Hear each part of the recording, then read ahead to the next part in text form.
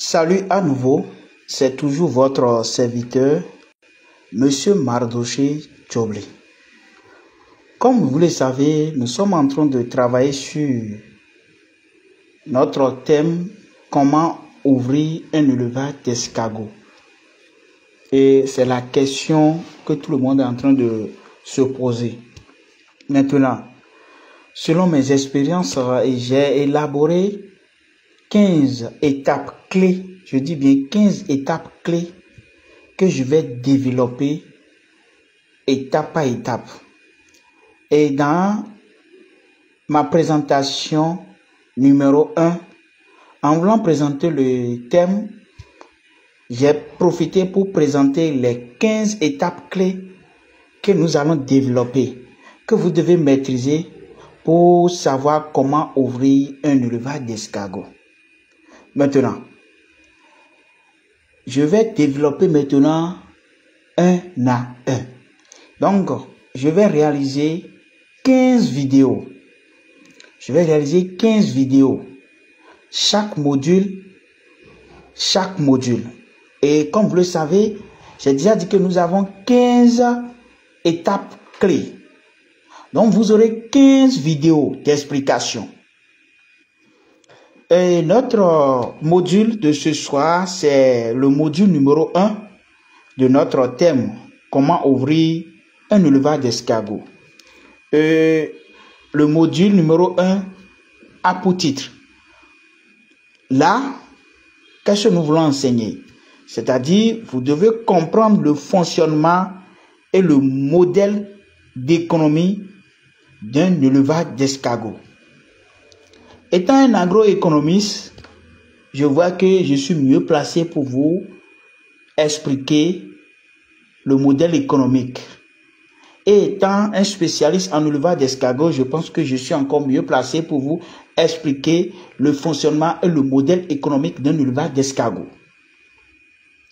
Est-ce que vous devez comprendre la toute première étape lorsqu'on envisage d'ouvrir un élevage d'escargots consiste à se faire une idée de la manière dont l'entreprise fonctionne et gagne de l'argent. Est-ce que vous comprenez? C'est ce qu'on appelle le modèle économique. Quand nous parlons de modèle économique, c'est-à-dire, on doit envisager, c'est-à-dire d'ouvrir une entreprise. Maintenant, c'est de se faire une idée de la manière dont l'entreprise fonctionne et gagne de l'argent. Est-ce que vous me comprenez? Maintenant, cela vous permettra non seulement de vous faire une première idée sur le potentiel de rentabilité de cette activité. Il s'agit de quelle activité? Élevage d'escargots. Tout le monde parle d'élevage d'escargots, élevage d'escargots, élevage d'escargots. Et nous tous, nous sommes intéressés. C'est bien. Mais est-ce que vous connaissez les étapes pour ouvrir un élevage d'escargots avant de vous lancer dedans? Tu t'es formé, on t'a fait connaître le nombre d'escargots, comment les nourrir, la reproduction, et tu t'arrêtes là. Là, tu es en train de faire quelque chose que je n'ai pas encore trouvé le nom. Mais si tu veux vraiment faire de business d'escargots, si tu veux vraiment créer de l'entreprise d'escargots, tu dois chercher à connaître les 15 étapes clés élaborées par M. Mardoché Tchobli. D'accord? Et ces 15 clés, je vais les développer en, c'est-à-dire étape par étape. Donc, vous aurez 15 étapes. Donc, je suis en train d'aborder la première, visage d'ouvrir un élevage d'escargots. C'est-à-dire, ça consiste à se faire une idée de la manière dont l'entreprise fonctionne et gagne de l'argent. Nous ne pouvons pas parler de l'élevage d'escargots sans parler de modèle économique et le fonctionnement. D'abord, il faut le fonctionnement d'abord avant de le modèle économique. D'accord? Et cela vous permettra non seulement de vous faire une première idée sur le potentiel de rentabilité de cette activité. Est-ce que vous connaissez réellement la rentabilité de l'escargot? la rentabilité du projet de l'élevage des escargots. Est-ce que vous connaissez ça? C'est quelque chose que vous devez connaître. D'accord?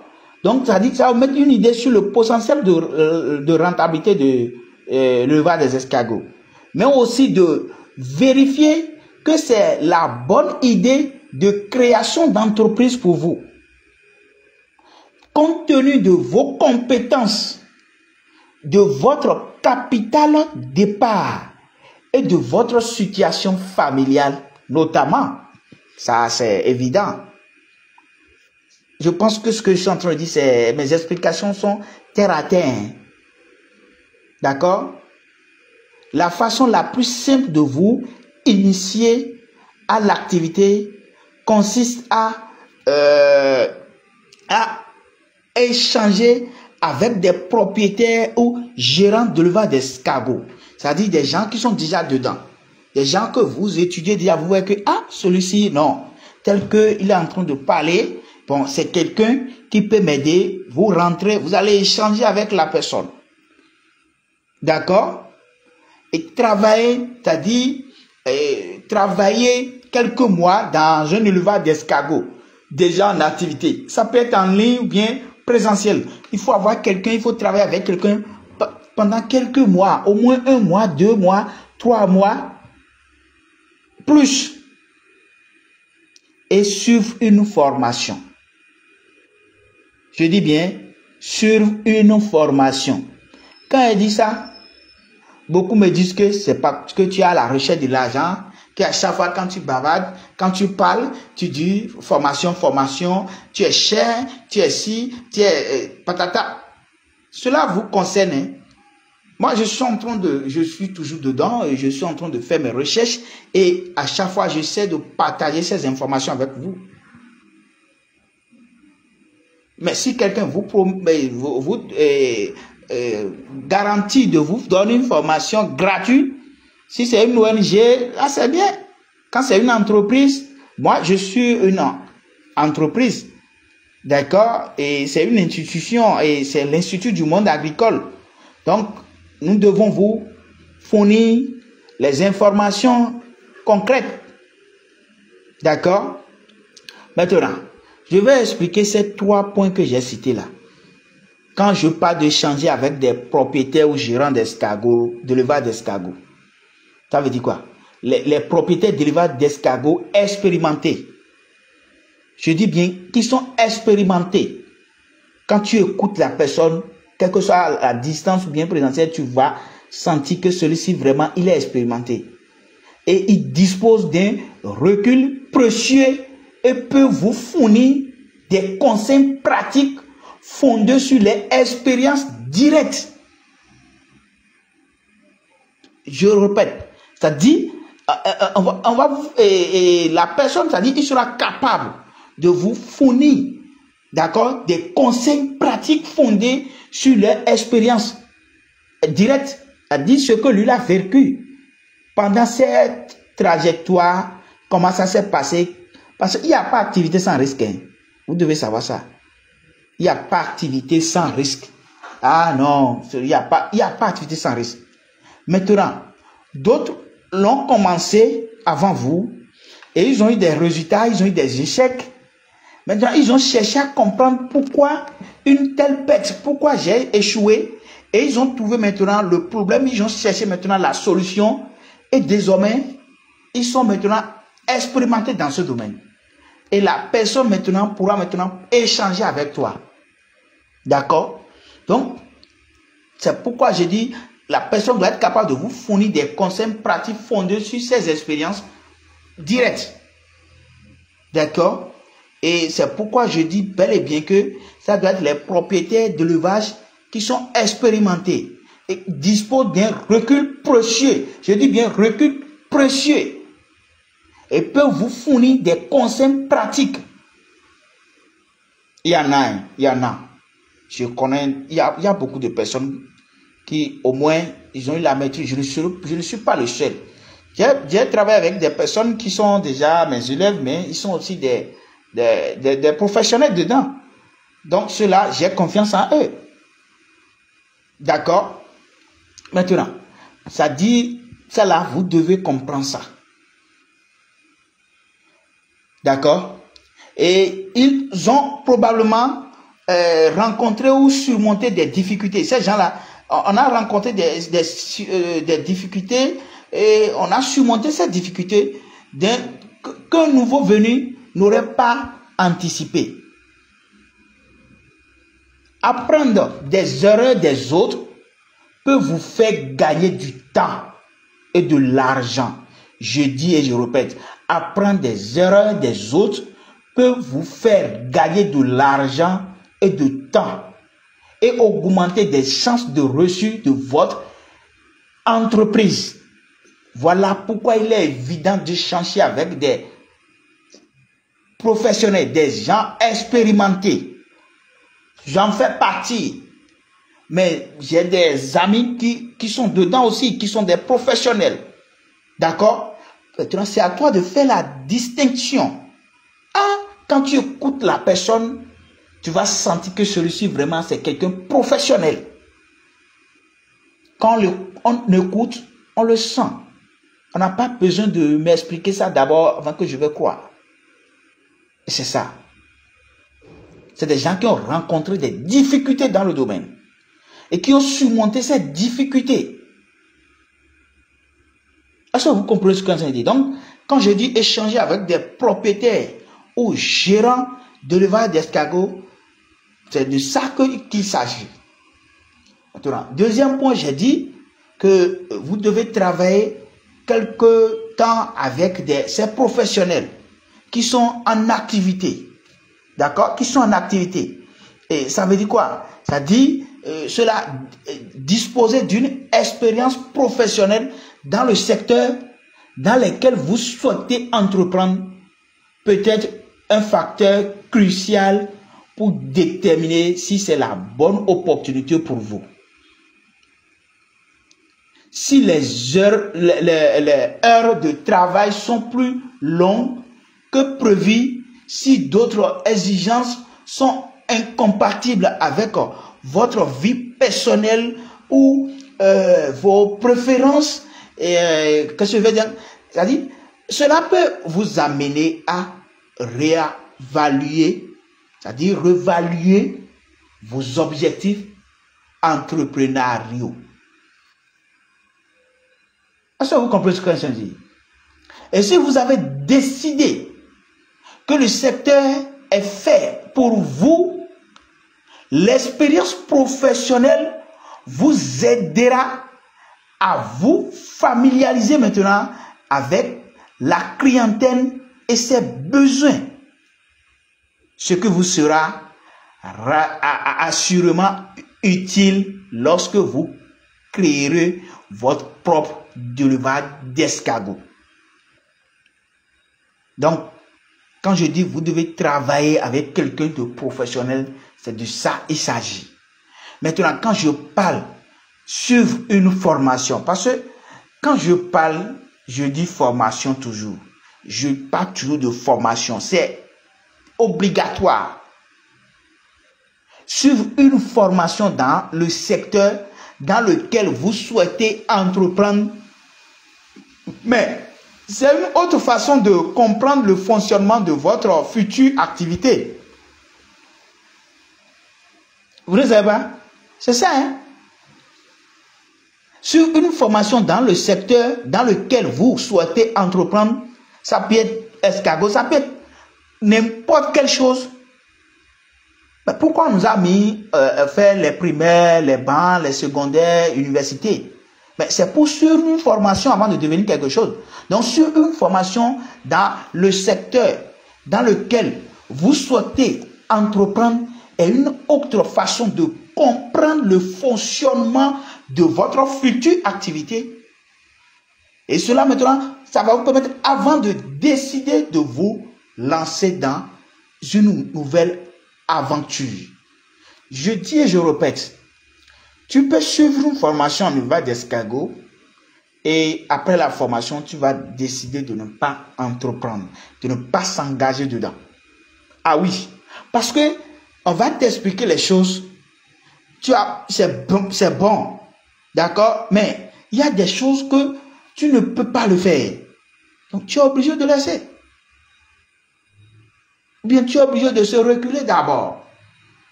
1 ou 2 pas en arrière avant de sauter. Donc, c'est très, très capital de suivre une formation dans un secteur. Et dans le secteur que vous avez souhaité d'entreprendre une activité. Et avant d'aller plus loin, quelle que soit l'approche que vous choisirez pour vous familiariser avec l'activité, avant d'aller plus loin dans votre projet d'ouvrir un élevage d'escargots, rassurez-vous d'avoir bien compris le fonctionnement du projet d'élevage des escargots. D'accord? Et quand je dis rassurez-vous d'avoir bien compris, j'ai encore quelques grandes lignes à t'expliquer. Vous devez comprendre quelles sont les compétences requises pour gérer l'entreprise. Est-ce que vous comprenez ce que je suis en train de dire? Quand je dis, ça dit, vous devez, c'est-à-dire avant de démarrer, il y a des choses que vous devez comprendre. Et ça veut dire quoi? Au cours de ces 3 points que j'ai cités en haut, jusqu'à suivre une formation, vous devez comprendre ces choses. C'est-à-dire, quelles sont les compétences requises pour gérer l'entreprise, à comparer à votre bilan de compétences. D'accord? Deuxième aspect, c'est comment se déroule une semaine type au sein de l'entreprise. Et là, vous allez faire à comparer avec votre vie familiale. Et troisième aspect, c'est-à-dire quel est le potentiel de chiffre d'affaires d'un élevage d'escargots et les perspectives de développement à long terme. Mais là, vous allez comparer avec votre ambition. Quatrième aspect, quelles seront vos opinions lorsque vous voudriez vendre l'entreprise ou prendre votre retraite? Ça, c'est dans le futur là. Il n'est jamais, je dis bien, il n'est jamais trop tôt pour envisager sa sortie. Ou bien, qui va créer quelque chose à dire qu'il va vite en église. Non. Mais vous devez avoir ce plan B. À l'issue de cette étape, vous devrez être en mesure de décider si ce type d'activité vous convient et vous correspond. C'est-à-dire tout ce que j'ai dit là. Vous deviez être en mesure de décider si ce type d'activité vous convient et vous correspond. D'accord? Possédez-vous les compétences nécessaires pour créer ce type d'entreprise? C'est-à-dire,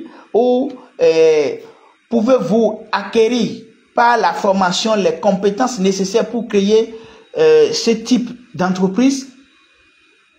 Ou bien ce projet correspond-il à votre situation personnelle actuelle, c'est-à-dire motivation, argent, famille, etc. Vous-même, commencez par citer. Et la question, tout cela va vous aider maintenant à savoir est-ce que votre idée de création d'entreprise de l'élevage des escargots sera-t-elle rentable? Vous devez connaître ce genre de choses. D'accord? Donc voilà un peu les grandes lignes que vous devez comprendre pour savoir maintenant le fonctionnement et le modèle économique d'un élevage d'escargots. Et je vais m'arrêter là. Je vous remercie beaucoup. C'est toujours votre serviteur, Monsieur Mardoché Tchobli. Je suis là pour vous présenter notre thème, comment ouvrir un élevage d'escargots. Et notre programme de ce jour, c'est le module numéro 1. Et le module numéro 1 s'intitule « Vous devez comprendre le fonctionnement et le modèle économique d'un élevage d'escargots ». Et c'est ça que je viens d'expliquer. C'est ça que je viens d'expliquer. D'accord? Et dans mes explications antérieures, lorsque nous sommes en train de travailler sur le business plan pour l'escargot, j'ai donné beaucoup d'explications aussi. Donc ça vous permet de créer facilement un prévisionnel financier pour évaluer le potentiel de rentabilité et le besoin de financement initial de votre idée de création d'entreprise. Alors, je vous remercie beaucoup. Et à bientôt. Nous allons commencer maintenant notre deuxième module. Merci bien.